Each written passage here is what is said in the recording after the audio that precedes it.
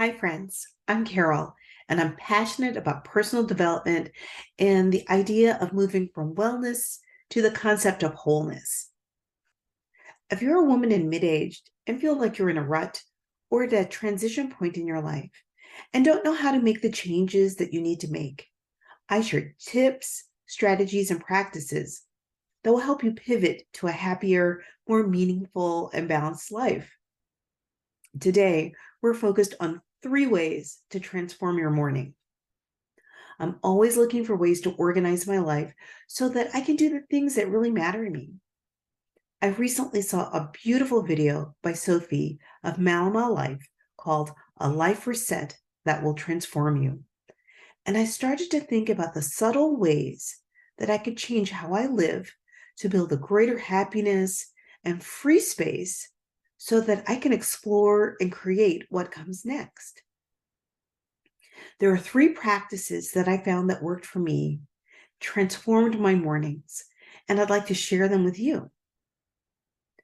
The first way I improved my mornings was actually to start the night before.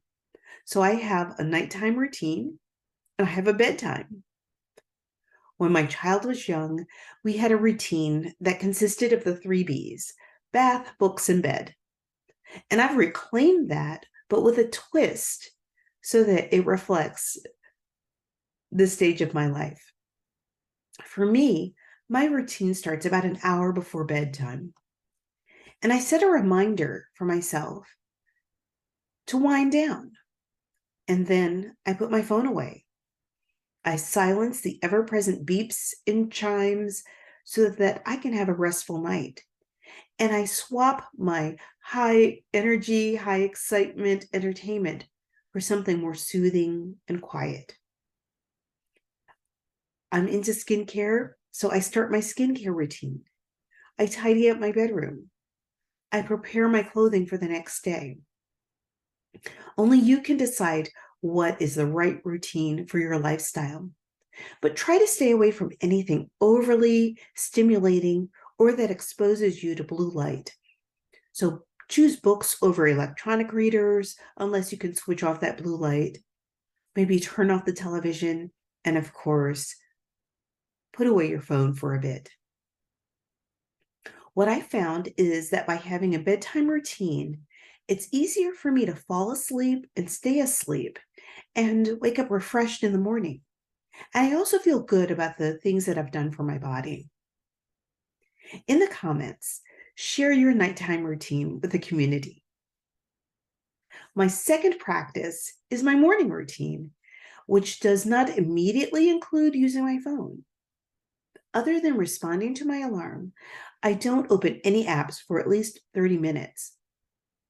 And what this allows me to do is slowly become awake and think about how I feel and how I choose to respond to the day.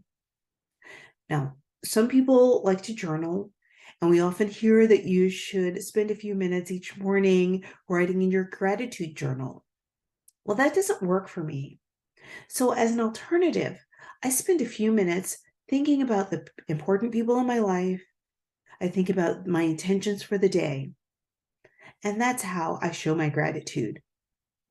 I also spend a few minutes doing some gentle movement, like stretching before I get going. And what that does for me is it makes my mind feel clear and makes my body feel loose and awake.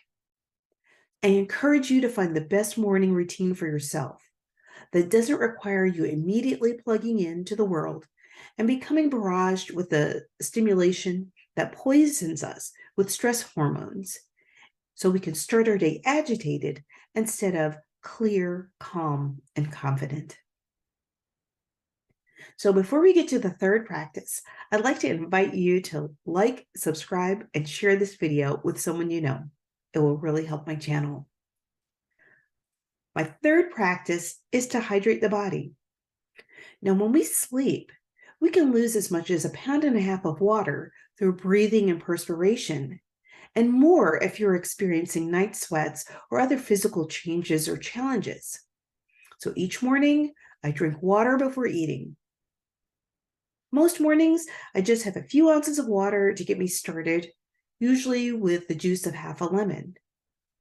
Cold water just happens to be too jarring for me, and so I often warm my water in my kettle. If a full glass of water just doesn't fit with your constitution, start small.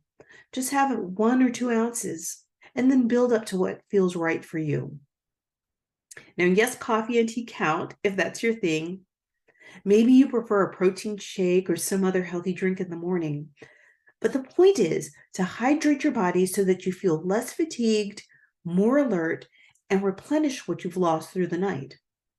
Now, I'm not a doctor, and I encourage you to seek medical advice if you have medical questions or concerns.